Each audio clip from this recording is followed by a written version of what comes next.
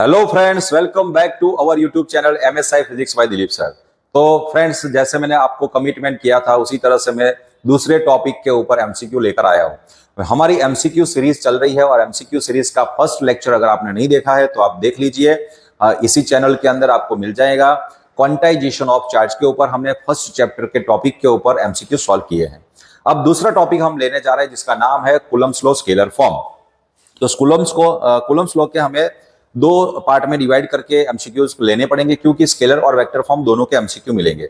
काफी सारे एमसीक्यू इसके अंदर बन रहे हैं, लेकिन हम लोग चुनिंदा एमसीक्यू को लेकर आए जो आपको एग्जाम के लिए बहुत ही इंपॉर्टेंट मोस्ट आईएमपी एमसीक्यू मिल जाएंगे। तो चलो स्टार्ट करने जा रहे हैं हमारा दूसरा टॉपिक जिसके ऊपर एमसीक्यू सॉल्व करने जा रहे हैं, Coulomb's law scalar form. Coulomb's law scalar form का ये हमारा फर्स्ट एमसीक्यू आपके सामने। सबसे पहला तो कूलम्ब्स लॉ स्केलर फॉर्म का फॉर्मूला, यानी कि कूलम्ब्स लॉ का आपने मतलब स्टडी किया है कूलम्ब्स लॉ, और उसके अंदर फॉर्मूला आप सबको पता होगा। सिंपल सा formula F is equal to K Q1 Q2 upon R square. मैं स्टेटमेंट भी आपको बता देता हूं कि कूलम्ब्स लॉ का स्टेटमेंट क्या था कि electrostatic force between two point rest charges is directly proportional to the product of the magnitude of their charges and inversely proportional to the square of the distance between them। तो यहां पर distance के square के inversely proportional में force होता है। तो पहला क्वेश्चन अगर आप देखेंगे तो पता चलेगा कि Coulomb's law is represented by this formula and यहां पर r की पावर n है। What is the value of n की वैल्यू बेटा पूछी है आपको, तो आप देख के पता कर सकते हो कि f इज प्रोपोर्शनल टू, अगर मुझे लिखना है r की पावर -2 हो जाएगी अगर मैं इसे डिनोमिनेटर से उठा के न्यूमरेटर के अंदर रख दूं, तो r की पावर -2 आएगी, यानी कि n की जगह पर यहां पर -2 बनेगा। आंसर आएगा डी, ऑप्शन डी रहेगा करेक्ट ऑप्शन हमारा। तो देखिए ये सब जो भी सॉल्यूशन मैं यहां पर करूंगा जितने भी एमसीक्यू का, तो वो हमारी जो एप्लीकेशन है बेटा एप्लीकेशन के अंदर रखने वाला हो, ध्यान रखिएगा। MSI physics by Dilip sir करके हमारी एप्लीकेशन है, उस एप्लीकेशन के अंदर फ्री मटेरियल के सेक्शन में जाकर यूट्यूब वीडियो लेक्चर के जो एमसीक्यू है उसके एक फोल्डर आपको मिल जाएगा। उस फोल्डर के अंदर आपको इसकी पीडीएफ नोट्स मिल जाएगी, जो भी सॉल्यूशन है उसकी नोट मिल जाएगी, तो आप वहां से डाउनलोड कर सकते हो बेटा। चलो नेक्स्ट क्वेश्चन देखते हैं कि Coulomb force is acting on Q1 and Q2 if a third electric charge Q3 is brought nearer then the magnitude of the force between Q1 and Q2 is. बेटा Q1 और Q2 के बीच में कोई coulomb force लग रहा है, तो Q3 charge के प्रेजेंस से Q3 चार्ज को यहां पर लाने से उनके बीच में अब नया फोर्स कितना होगा। तो याद रखिए बहुत इंपॉर्टेंट कॉन्सेप्ट है कि Coulomb force between two charges जो है Q1 और Q2 के बीच में जो भी फोर्स लगेगा बेटा, मान लो इस फोर्स की डायरेक्शन में अभी दिखा रहा हूं आपको F12 फोर्स और ये हो जाएगा F21 फोर्स, अगर ये अनलाइक चार्ज है तो बेटा ये जो फोर्स है ना उनके ऊपर तीसरे चार्ज की प्रेजेंस की कोई इफेक्ट नहीं होती है। तो याद रखिए इसके अंदर तीसरे चार्ज की प्रेजेंस की इफेक्ट जो है वो दो चार्जेस के बीच में लगने वाले फोर्स पर नहीं होती है। तो there is no effect of third charge on force between two charges. याद रखिए there is no effect of the third charge on force between two charges. तो ये कॉन्सेप्ट ध्यान में रखना बेटा कि तीसरे चार्ज की जो प्रेजेंस है उसकी इफेक्ट दो चार्ज के बीच में लगने वाले फोर्स पर नहीं होती है। तो ये कॉन्सेप्ट के थ्रू हम समझ सकते हैं कि यहां पर ऑप्शन आएगा हमारा, ऑप्शन सी करेक्ट रहेगा। चलिए नेक्स्ट, मतलब फोर्स चेंज नहीं होगा। थर्ड क्वेश्चन है the force acting between two point charges kept at a certain distance is 5। Force कितना है बेटा, अभी 5 है। Now magnitude of the charges are doubled and distance between them is half. The force acting between them is। देखिए magnitude को अगर double कर देंगे और डिस्टेंस को हाफ कर देंगे तो नया फोर्स कितना मिलेगा वो हमें फाइंड करना है। तो याद रखिए कि F जो है original force F equal to 5 equal to K Q1 Q2 या फिर Q स्क्वायर लिख दिया, Q square upon R square होगा। अब नया फोर्स मुझे फाइंड करना है लेकिन नए चार्ज और डिस्टेंस के साथ, तो K Q डैश का square divide by R dash square ले लेता हूं मैं। R डैश यार Q डैश जो है वो नया चार्ज है, नया डिस्टेंस है, ध्यान रखना। तो नए चार्ज की वैल्यू कितनी चूज करनी है आपको, तो डबल चार्ज लेना है यानी 2Q का होल स्क्वायर।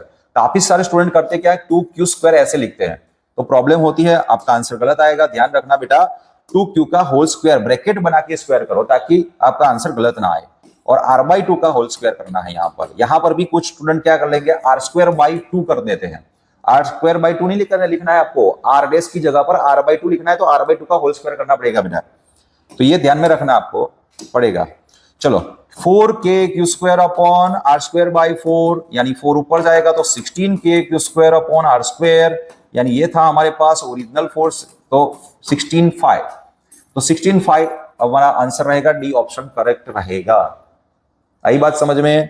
चलो आगे बढ़ते हैं नेक्स्ट क्वेश्चन की और। याद रखना इसका सॉल्यूशन चाहिए तो हमारी एप्लीकेशन के अंदर अवेलेबल होगा। If two opposite electric charges having same magnitude are 10 centimeter away from each other, they experience 0.9 Newton attractive force. The magnitude of electric charge will be. Charge का मैग्नीट्यूड फाइंड करने को बोला है हमें। तो ऑलवेज कभी भी फिजिक्स के क्वेश्चन सॉल्व करने के लिए जब भी बैठो तो पहले तो क्वेश्चन को अच्छे से पढ़ो कि गिवन डेटा क्या है। तो ये डिस्टेंस है और ये हो गया हमारे पास फोर्स। फाइंड करने को क्या पूछा है, तो चार्ज का मैग्नीट्यूड क्यू, क्वेश्चन मार्क बनाओ यहां पर। तो डिस्टेंस है हमारे पास r = 10 सेंटीमीटर, यानी 0.1 मीटर होगा। जब भी सेंटीमीटर को मीटर में कन्वर्ट करना हो तो डिवाइड बाय 100 करना पड़ता है बेटा। तो 100 से डिवाइड करेंगे तो 0.1 मीटर बोलेंगे हम लोग, या फिर -1 10⁻⁻1 मीटर भी बोल सकते हैं। और फोर्स गिवन है यहाँ पर 0.9 न्यूटन, तो 0.9 को भी हम लोग लिख सकते हैं 9 × 10⁻⁻1 न्यूटन। अब चार्ज चाहिए हमें Q, तो फोर्स का फॉर्मूला अभी पता ही है हमें, तो F = K² अपॉन r²। हमें चाहिए Q² को सब्जेक्ट बनाना पड़ेगा क्योंकि फाइंड करना है Q², तो FR² बाई K। F की वैल्यू है 0.9 यानी 9 10⁻⁻1।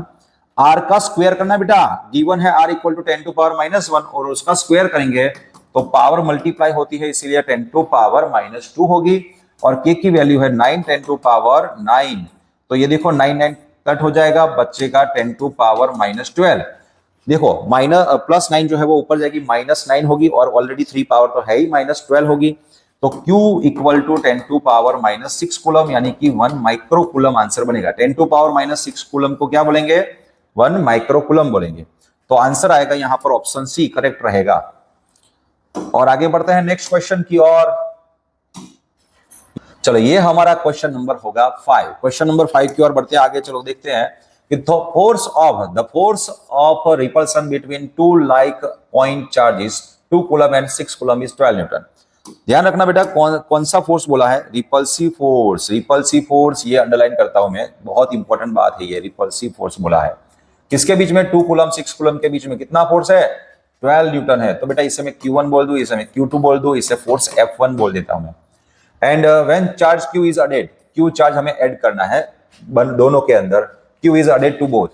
The force of attraction force लग रहा है between them is 4 न्यूटन, यानी F2 की वैल्यू है 4 न्यूटन। तो what is the value of Q? Q की वैल्यू हमें फाइंड करनी है। तो चलिए देखते हैं। सबसे पहला तो बेटा F1 और F2 की बात करें तो F is proportional to Q1 Q2 concept के थ्रू चलेंगे। यहां पर हमें डिस्टेंस को बदलना नहीं है बेटा, तो F is directly proportional to आ जाएगा Q1 Q2। तो F1 proportional to Q1 Q2, F2 proportional to Q1 dash Q2 dash, where what is Q1 dash and Q2 dash? तो नए चार्जेस मतलब आफ्टर एडिशन जो नया चार्ज मिलेगा, Q1 dash is equal to 2 plus Q, Q2 dash is equal to 6 plus Q। इतने नए charge मिलेंगे ना हमें। अब देखते हैं, चलो यहाँ पर रेशियो ले लेते हैं फोर्सेस के। तो F2 divide by F1 equal to Q1 dash Q2 dash upon Q1 Q2। देखिए अब Q1 dash की वैल्यू है 2 plus Q और Q2 dash की वैल्यू है 6 plus Q अपॉन 2 × 6, यानी कि इसका अगर मैं प्रोडक्ट ले लूं इनका, तो ब्रैकेट ओपन करें तो 6 2 12 प्लस 6Q प्लस ये 2 भी Q के साथ मल्टीप्लाई होगा तो 2Q प्लस Q × Q यानी Q² अपॉन ये होगा 12। अब देखो इनका रेशियो देखिए, F2 कितना गिवन है हमारा 4 न्यूटन, और वो भी कौन सा है, अट्रैक्टिव फोर्स, यानी -4 पुट करेंगे बेटा, ये ध्यान में रखना पड़ेगा आपको। F2 अट्रैक्टिव फोर्स है -4 न्यूटन और ये है 12 न्यूटन। और यहां पर सॉल्व करने पर कितना बनेगा, तो 12 plus 8Q plus Q² upon 12। तो 12 कट हो जाएगा। -4 जो है इसे मैं राइट साइड ले जाऊं तो ये फॉर्मूला बन जाएगा Q² प्लस 8Q प्लस 16 = 0। तो सॉल्व करेंगे तो Q प्लस 4 यानी ये Q प्लस 4 का होल स्क्वायर का रिजल्ट है। यहाँ पर ये जो सॉल्यूशन है वो Q² प्लस 8Q प्लस 16 = 0। तो Q प्लस 4 का होल स्क्वायर लिख सकते हैं इसे हम लोग, ठीक है। तो Q प्लस 4 = 0, यानी Q की वैल्यू आएगी -4 कूलम। Q की वैल्यू आएगी -4 कूलम, ऑप्शन बी करेक्ट है। अगर आपने अट्रैक्शन रिपल्सन नहीं देखा और डायरेक्टली आपने सीधा यहां पर 4/12 कर दिया तो आपका आंसर 4+ में आएगा, वो गलत होगा आंसर, आपका ध्यान रखना बेटा। तो ये दोनों वर्ड को मैंने इसीलिए अंडरलाइन किया था, बहुत इंपॉर्टेंट है ये। तो चलो नेक्स्ट क्वेश्चन की ओर बढ़ते हैं। Question number 6। क्वेश्चन नंबर 6 ये रहा आपके सामने स्क्रीन पर कि electrical force of between 2 point charges is 200 newton. If we increase 10% charge on one of the charges and decrease 10% charge on the other, then the electrical force between them the same distance becomes। बेटा अगर मैं charges 10% और increase करूं या decrease करूं तो क्या फर्क पड़ेगा चार्ज के मैग्नीट्यूड में, पहले वो चेक कीजिए। आपको फोर्स फाइंड करना है नए चार्जेस के साथ में। गिवन है पहले तो इनिशियल फोर्स 200 न्यूटन दिया है, तो पहले गिवन चार्ज की बात करें तो वो Q1 Q2 है, तो F is equal to 200 newton. नया फोर्स में लिख दो F डैश कितना होगा वो मुझे फाइंड करना है with new charge. New charge कितने रहेंगे, तो फॉर्मूला पहले तो F equal to Q1 Q2 upon R square, initial force का फॉर्मूला में लिख देता हूं आपको। अब देखिए नए चार्जेस की बात करें तो Q1 डैश कितना करना पड़ेगा, तो Q तो है ही ऑलरेडी, उसमें Q का 10% ऐड करना है। देखिए किसी के भी परसेंटेज निकालने हो तो गिवन वैल्यू जिसके आपको परसेंटेज निकालना है इनटू परसेंटेज जो भी निकालना है वो लिखो, डिवाइड बाय 100 कर लो, तो कितना मिलेगा मुझे, तो Q प्लस 0.1 Q यानी कि 1.1 Q चार्ज आएगा। आपने ऐड किया इतना चार्ज, 10% ऐड किया। अब दूसरे में क्या करेंगे, 10% को माइनस करना है यानी कि डिक्रीज करना है इतना चार्ज, तो Q इंटू 10 डिवाइड बाय 100 आपको माइनस करना है, तो Q माइनस 0.1 Q यानी ये बन जाएगा 0.9 Q। ठीक है, अब चलो यहां पर देखते हैं, हमें पता है कि F इज प्रोपोर्शनल टू है Q1 Q2, तो हम लोग लिखेंगे F dash upon F equal to Q1 dash Q2 dash upon Q1 Q2। Q1 dash Q2 dash की value 1.1 Q into 0.9 Q upon Q1 Q2। Okay, Q1 Q2 नाम दिया है ना, मैं Q1 और Q2 नाम दिया बेटा, यहां पर Q1 Q2 नाम देंगे तो ये नए चार्जेस मिल जाएंगे। तो अभी देखो यहां पर Q1 और Q2 ये कट हो जाएगा, Q1 Q2 0.99 आएगा आंसर हमारा यहाँ पर, तो F dash is equal to F into 0.99, F into 0.9 दिख रहा है हमारे वीडियो में भी, देखो 0.99 यानी कि 200 गिवन था फोर्स इंटू 0.99 करेंगे तो ये बन जाएगा 198 न्यूटन आंसर, 198 न्यूटन आंसर आएगा। तो ऑप्शन सी करेक्ट रहेगा इसके अंदर, option C will be correct. चलो आगे देखते हैं। तो देखो इस तरह के परसेंटेज चेंजेस भी पूछ सकते हैं, जरूरी नहीं कि 10% ही हो, 20%, 25% भी पूछ सकते हैं नए वैल्यू के साथ। नेक्स्ट क्वेश्चन है क्वेश्चन नंबर 7, बहुत ही इंपॉर्टेंट क्वेश्चन की ओर आगे बढ़ रहे हैं हम लोग अभी, कि electric force acting between 2 point charges kept at a certain distance in vacuum is alpha. Alpha force है वैक्यूम के अंदर। If the same two charges are kept at the same distance in a medium of dielectric constant K, the electric force acting between them is. बेटा याद रखिए कि जब भी dielectric medium में हम चार्जेस को रखते हैं तो उनके बीच में कितना फोर्स होता है, तो हम लोग थियरी में पढ़ चुके हैं कि मीडियम में लगने वाला फोर्स जो है वो एयर या वैक्यूम में लगने वाले फोर्स से 1/k टाइम्स हो जाता है। तो इस फोर्स का नाम क्या दिया बेटा, अल्फा। अल्फा है ना, अल्फा बाई के अपना आंसर होगा, तो ऑप्शन डी करेक्ट रहेगा, तो 1/k। तो नेक्स्ट क्वेश्चन की ओर आगे बढ़ते हैं। तो नया क्वेश्चन हमारा है आगे क्वेश्चन नंबर 8। तो question number 8 and the last question number 8 is, two charges are situated in the air acting force F on each other. Now these charges are situated in the medium of a dielectric constant K. Now these charges are situated at a distance, different distance r dash. So that in both the cases force would be same. The new distance r dash would be. नया distance r dash कितना होना चाहिए ताकि हमें force same मिले। क्या लिखा है देखिए यहाँ पर ध्यान में रखना कि both the cases force would be same. Force हमें सेम चाहिए मीडियम चेंज करने के बावजूद भी।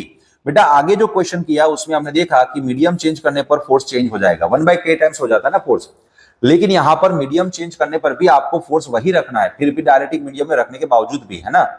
तो देखिए कि मीडियम के अंदर force equal to air medium में फोर्स, मतलब एयर में फोर्स, तो ये दोनों अगर इक्वल चाहिए तो नए डिस्टेंस पर हमें चार्जेस को रखना पड़ेगा मीडियम में, तब जाके वो फोर्स सेम रह सकता है, वरना नहीं हो सकता।